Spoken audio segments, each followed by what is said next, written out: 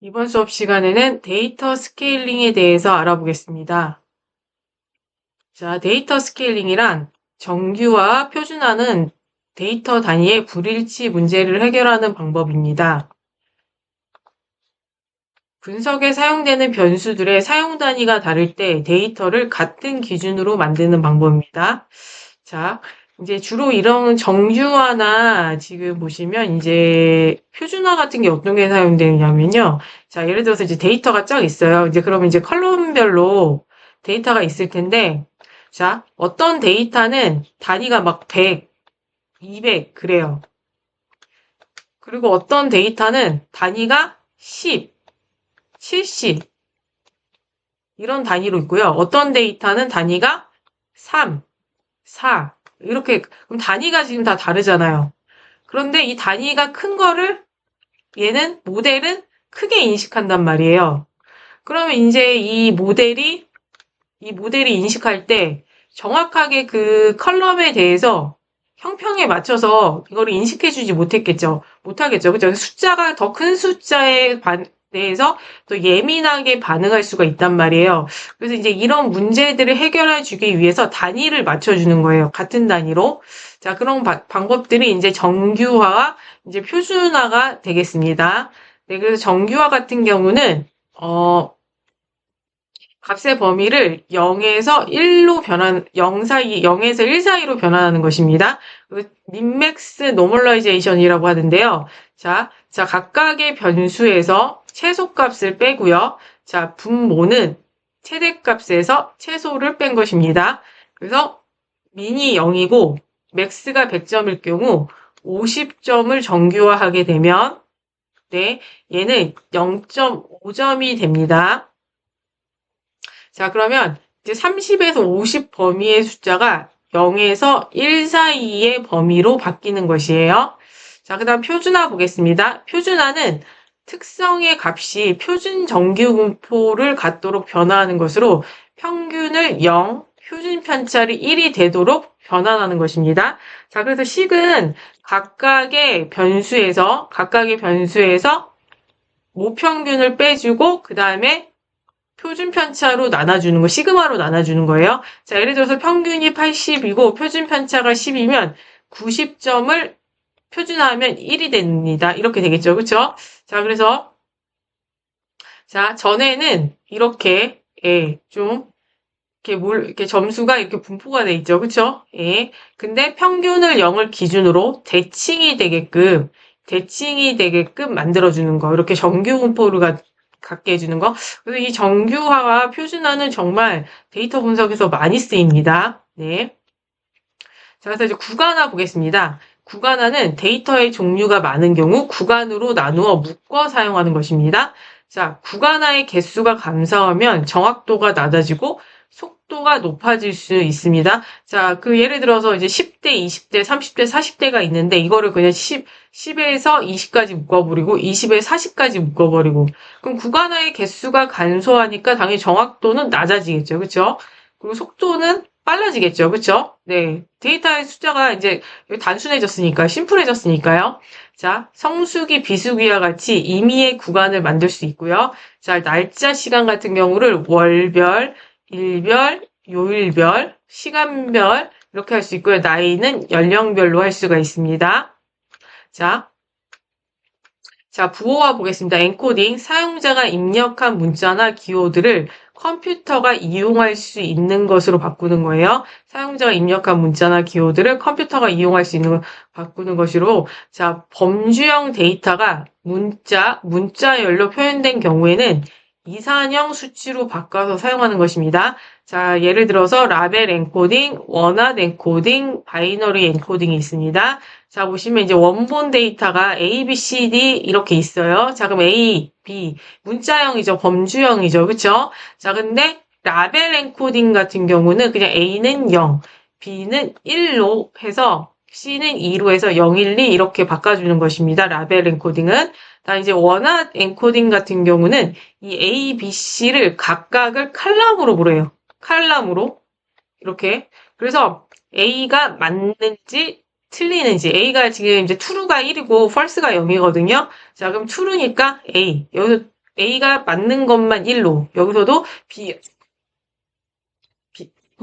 B열에서도 B가 맞는 것만 1열로 이렇게 바꿔주는 것입니다. 자, C열에서도 지금 C인 것만 다 이렇게 바꿔주고 있죠. 1로. 네, 이것을 원핫 인코딩이라고 하고요. 원핫 인코딩을 더 많이 써요. 라벨 인코딩보다는. 자, 변환 보겠습니다. 자, 변환은 지금 이제 몇 번 얘기했었는데요. 자, 큰 값을 작게 만들기 위해서는 로그 변환, 제곱 루트 변환, 이런 것들을 사용해서 오른쪽 꼬리가 긴 분포. 예를 들어서 오른쪽 꼬리가 긴 분포 있잖아요. 이렇게 되죠. 그쵸?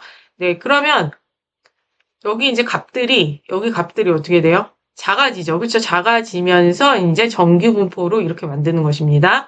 다음에, 자, 작은 값을 크게 만들기 위해서 익스포네이션, 자, 지수 변환, 제곱 변환을 사용해서 왼쪽 꼬리가 긴 분포를, 자, 왼쪽 꼬리가 긴 거는 이렇게 됐죠. 그쵸? 예, 이렇게 되는데 여기를 크게 만들어요. 크게 만들면 이렇게 되겠죠. 그쵸? 네. 자, 이렇게 정규 분포로 만들 수 있습니다. 그다음에 박스 코스는 양수로 이루어진 정규 분포가 아닌 데이터에 대해 정규 분포로 만드는데 사용하는 변환 방법으로 람다 값에 따라서 다양한 변환이 가능합니다. 자, 그래서 한번 문제 풀어보시고요. 자, 이제 상관계수의 이해 보겠습니다. 상관계수의 이해. 자, 상관계수는 두 변수의 관련성의 정도를 의미합니다. 자, 마이너스 1에서 1 사이의 값으로 나타내고요. 두 변수의 상관관계가 존재하지 않을 경우에는 상관계수는 0입니다. 상관관계가 높다고 인과관계가 있다고는 할 수 없습니다. 인과관계 아닙니다. 자, 피어슨 상관계수와 스피어만 상관계수가 있어요. 자, 피어슨 상관계수는 두 변수 간의 선형적인 크기만 측정 가능하고요. 스피어만 상관계수는 두 변수 간의 비선형적인 관계도 나타낼 수 있습니다. 자, 아래 콜점 테스트 함수를 사용해서 상관계수 검정을 수행하고 유의성 검정을 판단할 수 있습니다. 기무가설은 상관계수가 0이다. 대립가설은 상관계수가 0이 아니다입니다. 자, 그럼 보시면 이제 상관계수에 대한 지금 그래프가 있는데요.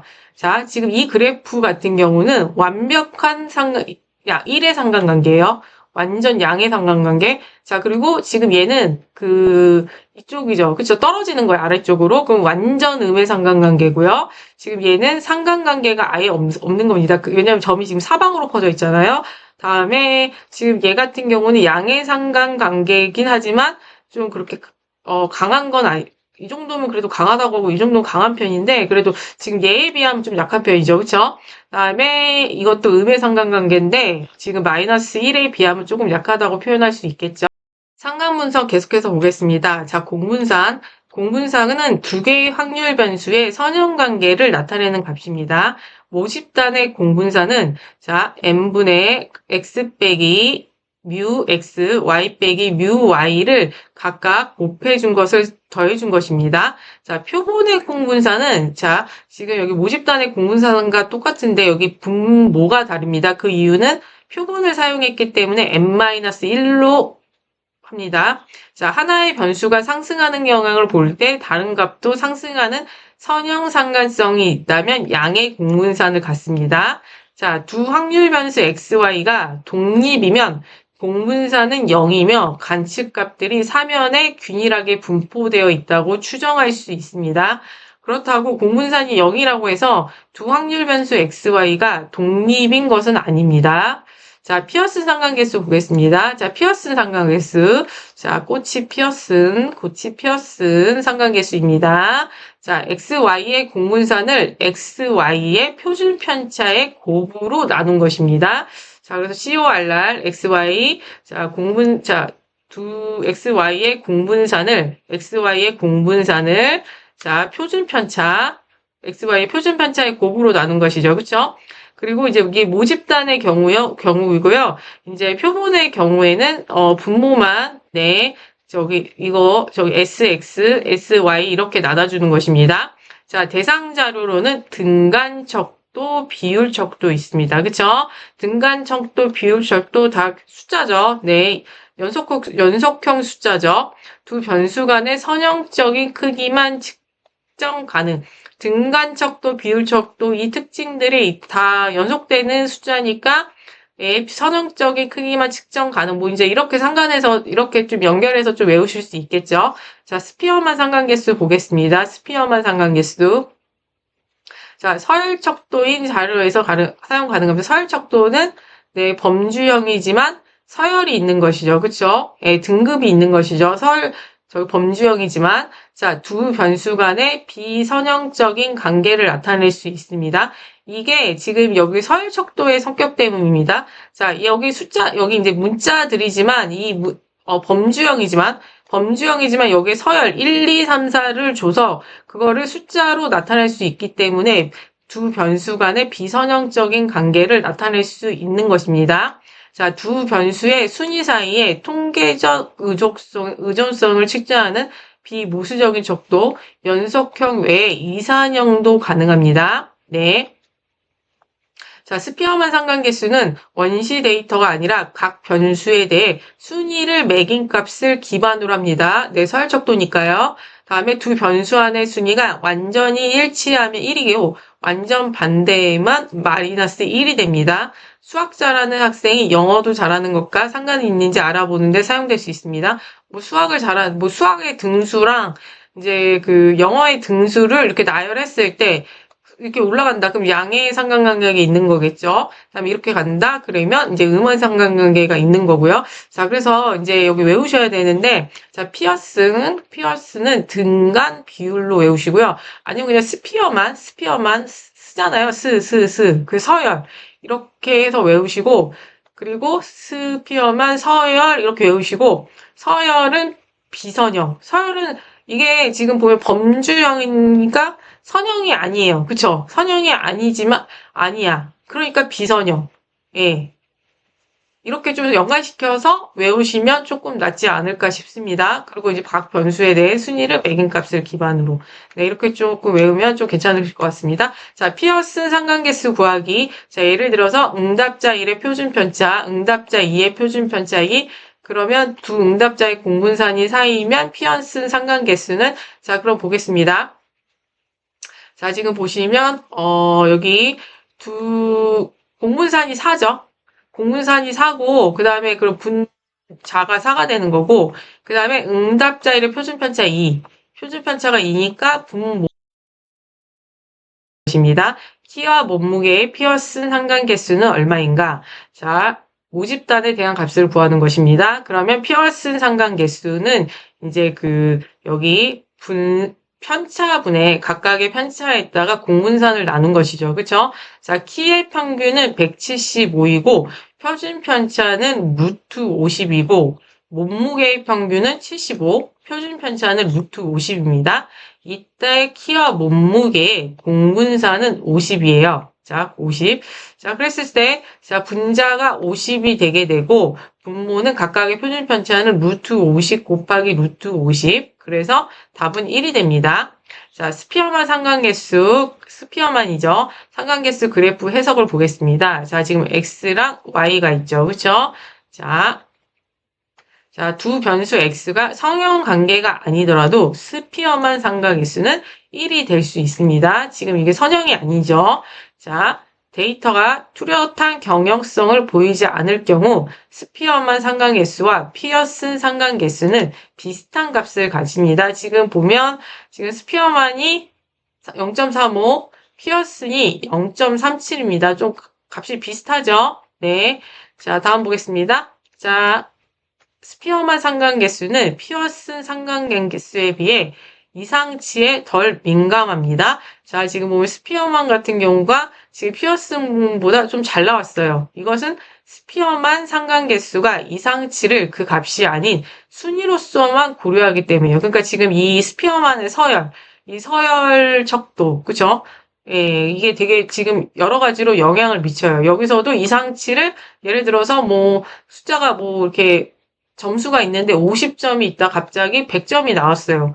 근데 그걸 순위로 매기면 얘가 그냥 첫 번째고 얘가 두 번째가 된다는 거기 때문에 크게 영향을 미치지 않는다는 거예요. 그쵸? 자, 이렇게 해석할 수 있겠습니다. 자, 다음 보겠습니다. 자, 기무가설 상관계수가 0이다.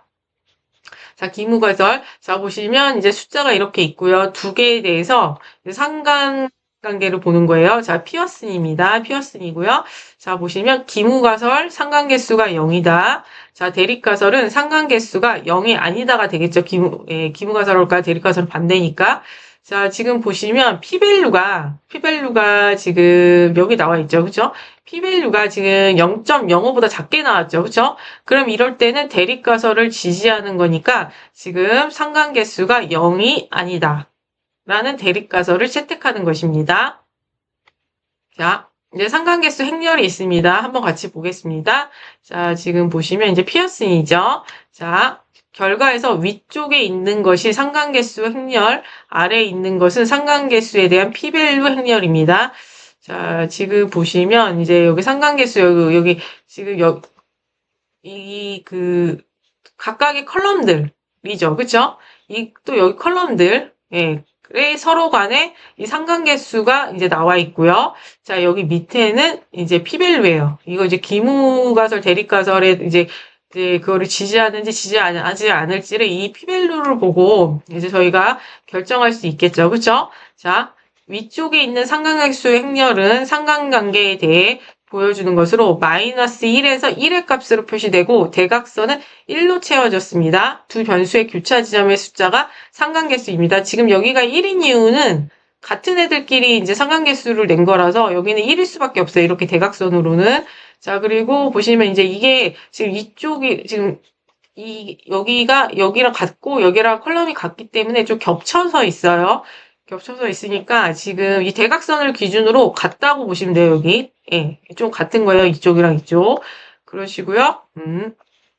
자, 여기서 보면 이제 숫자적으로 봤을 때 상관계수가 좀 높아 보이는 애가 여기 0.58, 그죠? 0.58 여기도 있죠. 프라이스랑 컴프라이스가 상관계수가 높다. 양의 상관계수가 뭐 이 정도 해석할 수 있습니다. 자, 그리고 뭐 이제 여기서는 이제 프라이스와 세일즈가 나와 있네요. 그래서 음할셀 상관관계를 갖는다는 얘기가 있고, 자, 아래쪽에 있는 피밸류 행렬을 사용해 위쪽의 상관계수가 통계적으로 유의미한지를 알 수 있죠. 그쵸? 자, 지금 보시면 0.05보다 작은 애가 얘죠. 그죠? 그리고 세일즈랑 어드버타이즈. 그죠? 다음에 세일즈랑 에이즈. 세일즈랑 프라이스. 그쵸? 얘네가 이제 얘네가 지금 보면 다 0.05보다 작게 나왔어요. 예. 이런 걸 갖고 이제 저희가 판단할 수 있겠죠. 그쵸? 자, 세일즈와 가장 강한 상관관계를 보이는 변수는 프라이스로 절대값을 보았을 때 가장 크기 때문이다. 자, 세일즈 볼게요. 잠깐. 세일즈가 어디 있죠? 세일즈가 여기 있죠. 그쵸? 세일즈가 프라이스랑 보면 마이너스 0.44예요. 예. 그쵸. 세일즈가 여기 이제 컬럼들 중에서 가장 강하게 보이는 애는 프라이스네요. 그쵸? 양이든 음이든 일단은 숫자가 크면 이제 상관관계가 큰 것으로 봅니다. 네. 여기서 뭐 음수를 그런 걸 보지 않고 그냥 숫자가 절대값이 크면요. 그리고 지금 보시면 여기서 봤을 때 여기 세일즈랑 프라이스가 피밸류가 네. 예. 지금 다른 거는 보면 꽤 큰 편인데 예. 지금 여기 피밸류가 0.05보다 작게 나왔죠. 그쵸? 0.05보다 작게 나왔습니다. 예. 그리고 전체에서 가장 큰 상관관계를 보이는 두 변수는 프라이스랑 컴프라이스입니다. 아까 말씀드렸듯이. 자, 그래서 그래프로 표시된 상관관계 개수 행렬을 보시면 이제 이런 식으로도 나옵니다. 지금 이제 이쪽이 컬럼 이름이고요. 컬럼 이름이고, 자, 변수 이름에서 행과 열의 방향으로 있는 숫자를 사용하여 해석한다. 변수 이름의 교차 지점의 숫자가 두 변수의 상관계수입니다. 지금 보면 이제 여기 0.70이죠. 그쵸? 얘는 지금 사각형에 해당하는 0.70은 이그제미션과 그쵸? 이그제미션과 에듀케이션의 변수의 상관계수입니다. 자, 자, 이렇게 해석할 수 있고요. 그 다음 보시면, 지금 이쪽, 한쪽 방향, 이 대각선을 기준으로 위쪽만 나와 있습니다. 자, 옆에 이제 이걸 보시면, 지금 파란색으로 갈수록 1에 가까운 거고, 자, 빨간색으로 갈수록 마이너스 1에 가까운 거예요. 그럼 지금 그렇게까지 붉은색은 많이 없어요. 그죠? 대부분 무슨 색일까요? 지금 이제 파란색이죠. 그쵸? 파란색이 진한 것들. 그쵸? 그럼 이제 요쪽에가 상관계수가 크다고, 예, 상관계수가 크다고 저희는 해석할 수 있어요. 이쪽에가. 자, 보시면, 네, 지금 이런 것들이 독립변수들이 서로 상관관계가 높아. 지금 보시면 여기죠. 그쵸? 이 지역. 그쵸? 그럼 이 컬럼들이 상관계수가 아주 높아 다중공선성의 문제가 발생할 수 있습니다. 다중공선성. 자, 다음에 이제 산점도로 볼게요. 산점도로 보는 상관관계인데, 자, 지금 보시면 데이터가 좀 약간 하향이죠. 오른쪽으로 갈수록 하향. 음의 상관관계라고 이제 예측할 수 있겠죠. 자, 직선의 형태에 가까울수록 마이너스 1 또는 1에 가까운 모양이며, 사분면에 고르게 점이 보이면 상관관계가 없는 것으로 산점도를 통해 상관관계가 있다고 판단되는 두 변수는 단순 선형 회귀 모형 추적이 가능합니다. 자, 왼쪽 산전도는 차량 392대의 연비와 마력에 관한 그래프예요. 연비와 마력의 음의 상관관계이므로 마력이 증가할 때 연비가 감소하는 경향을 보일 수 있습니다.